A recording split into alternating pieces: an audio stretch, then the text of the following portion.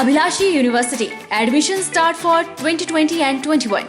BAMS, D Pharmacy Ayurveda, BSc Honors Agriculture, Diploma in Agriculture, MSc Agriculture, D Pharmacy, B Pharmacy, M Pharmacy, BTech Computer Science and Engineering, PGDCA, MBA, MTech Civil Engineering, Mechanical Engineering, Computer Science and Engineering, 2-year Veterinary Pharmacist Training Course. Also contact for 4-year BA BEd, BSc BEd, Diploma in Arts and Craft, MA Economics, MA Education, MSc Geology Mathematics, PhD in Geology, Management, Education, Pharmacy, Mechanical and Computer Engineering, BSc Medical Lab Technology, BPT. Contact for admission. Abhilashi University, Chalchawk, District Mandi, Himachal Pradesh.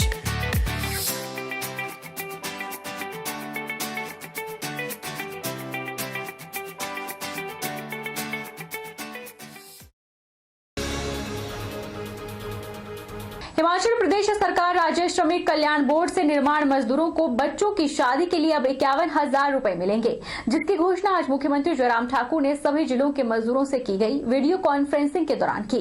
निर्माण मजदूर federation Himachal Pradesh ने इस वृद्धि का स्वागत किया है और मुख्यमंत्री का धन्यवाद किया है। फेडरेशन के राज्य महासचिव और जिला पार्षद भूपेंद्र सिंह ने बताया कि यूनियन लंबे समय से विवाह की सहायता राशि बढ़ाने की मांग कर रही थी, जो आज पूरी हो गई है।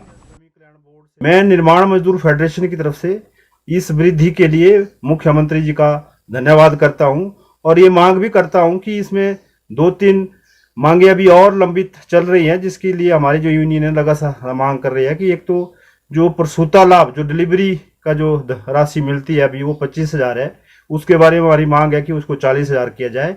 और जो बोर्ड से जो पेंशन मजदूरों को मिलती है वो अभी 1,000 है, इसको भी 3,000 किया जाए।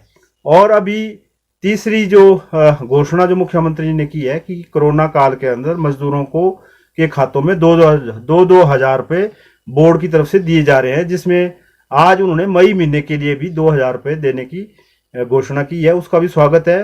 राजकीय प्राथमिक पाठशाला रामशहर को क्वारंटीन सेंटर न बनाए जाने की मांग लेकर आज रामशहर व्यापार मंडल स्थानीय जनप्रतिनिधियों के साथ तहसील कार्यालय में पहुंच गए।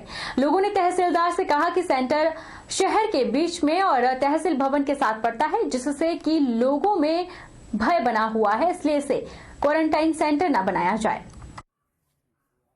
नारायण दत्त शास्त्री ने कहा कि कोविड-19 को लेकर स्थानीय प्रशासन लगातार अच्छे कार्य कर रहा है, जिसके लिए प्रशासन तारीफ का हकदार भी है, लेकिन राजकीय प्राथमिक पाठशाला को क्वारंटीन सेंटर बनाए जाने से क्षेत्र में बीमारी फैलने का खतरा बना रहेगा। इसलिए आज स्थानीय प्रशासन से यही मांग की गई कि यहां क्वारंटाइन सेंटर न बनाया जाए, बल्कि कहीं और क्वारंटाइन सेंटर बनाया जाए। वहीं तहसीलदार विमला पोखरियाल ने लोगों को आश्वासन दिया है कि जल्द ही कोरोना महामारी से निपटा जाएगा। तहसीलदार बिमला पोखरियाल ने सत्संग भवन के सेक्रेटरी का भी आभार व्यक्त किया, जिन्होंने सत्संग भवन में क्वारंटीन किए गए लोगों की अच्छी देखभाल की।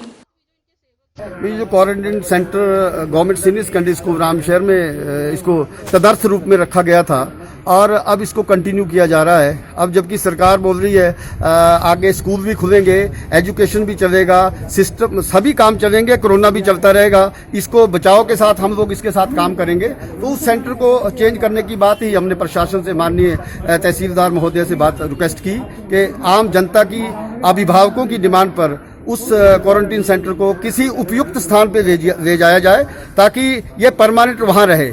जिला सिरमौर के रेणुका के साथ लगता गांव खुड में ट्रांसफार्मर से करंट लगने से बच्चा झुलस गया। करंट लगने से अंकित की पूरी छाती जल गई, जिसे 108 एम्बुलेंस के माध्यम से सिविल अस्पताल ददाहू ले जाया गया, जहां से उसे मेडिकल कॉलेज नाहन रेफर किया गया। वहीं लोगों का कहना है कि यहां करंट लगने से काफी हादसे हो चुके हैं और यह हादसे बिजली विभाग की लापरवाही से पेश आ रहे हैं। विभाग को कई बार इसकी जानकारी दी गई, लेकिन आज तक सुनवाई नहीं हुई है। हिमाचल प्रदेश आयुर्वेदिक दैनिक वेतन भोगी संघ के प्रधान तरसेम कुमार ने हिमाचल प्रदेश की भाजपा सरकार के प्रति गंभीर रोष जताया है। उन्होंने कहा कि लगभग 20 से 21 वर्षों की सेवा के बाद नियमित होने की आस में कई कर्मचारी रिटायर हो गए और कई रिटायर होने की कगार पर खड़े हैं, लेकिन अब तक नियमित नहीं किया गया। अगर 30 जून तक शर्तों और नियमों को पूरा नहीं किया जाता है तो संघ मजबूरन धरने पर बैठेगा। तरसेम कुमार ने कहा कि आयुर्वेदा विभाग में 20 से 21 वर्षों से कर्मचारी दैनिक वेतन भोगी पद पर सेवाएं दे रहे हैं। दैनिक वेतन भोगी कर्मचारियों को नियमित करने के लिए नूरपुर के विधायक ज्वालाजी के विधायक को ज्ञापन सौंपकर इस गंभीर समस्या से अवगत करवाया गया था।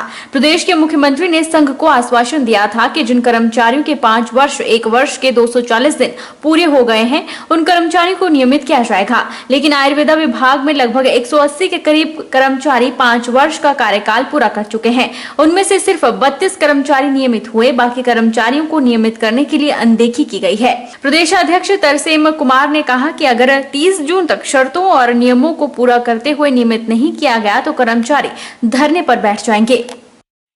जैसे कि अन्य विभाग में 5 वर्ष व 1 वर्ष के 240 दिन पूर्ण करने वाले कर्मचारियों को रेगुलर किया जा रहा है, लेकिन हमारे आयुर्वेद विभाग में कोई भी कर्मचारी इन नियमों के तहत जो वो रेगुलर नहीं हुआ है। हमने महोदय विधायक नूरपुर के राकेश पठानिया जी और अपने ज्वाला जी के विधायक श्री रमेश ज्वाला जी से कई बार हम माननीय मुख्यमंत्री जी से गुहार लगा चुके हैं कि हमें भी इन नियमों के तहत रेगुलर किया जाए, लेकिन हम आज दिन तक जो अब रेगुलर नहीं हो पाए हैं। हमारे साथ आयुर्वेद विभाग में जो दिन प्रतिदिन जो वो अन्याय होता जा रहा है और प्रदेश सरकार ने भी हमें रेगुलर करने के लिए अनदेखी की है। शिक्षा खंड राम शहर के अंतर्गत घड़ौन स्कूल और महादेव सरकारी स्कूलों के बच्चों को नवोदय क्रांति अवार्ड से नवाजा गया। दोनों स्कूलों के कुल 5 विद्यार्थियों को इस अवार्ड से नवाजा गया है। ये दोनों पाठशालाएं शिक्षा खंड राम शहर के अंतर्गत आती हैं। दोनों स्कूलों के अध्यापकों को भी इस अवार्ड से सम्मानित किया गया, जिसमें जियालाल धीमान जेबीटी जीपीएस गड़ौन और अध्यापक कैलाश चंद ठाकुर जेबीटी जीपीएस शामिल हैं। अध्यापकों का कहना है कि बच्चे ऑनलाइन पढ़ाई में अपनी रुचि दिखा रहे हैं। स्कूल के चौथी तथा 5वीं कक्षा के बच्चों ने भाग लिया था। लगभग 10 से 12 बच्चों ने इसमें भाग लिया था, जिसमें से कि वहां पे 2 बच्चों का जो सिलेक्शन हुई थी उसमें कीर्ति शर्मा 5th क्लास से और आकाश शर्मा 4th क्लास से इसको चयनित किया गया था, तथा उन दोनों को जो है नवोदय क्रांति परिवार भारत के द्वारा ही सर्टिफिकेट ऑनलाइन सर्टिफिकेट देकर सम्मानित भी किया गया है। तो मैं धन्यवादी रहूंगा नवोदय क्रांति परिवार भारत का, जिन्होंने हमारे बच्चों को सम्मानित किया। मुझे भी सम्मानित किया गया। तो मैं इस विषय पर मैं कहना चाहूंगा कि हम सरकारी शिक्षा को बेहतरी के लिए, इसको ऊंचाइयों को दिलाने के लिए हम भरसक प्रयास करेंगे और अपना जो है इस अभियान को, इस कार्य को बड़ी बखूबी निभाएंगे और एक इसमें भरसक प्रयास करेंगे कि सरकारी शिक्षा का नाम हो। बहरहाल बुलेटिन में इतना ही। आप देखते रहिए HP 24x7।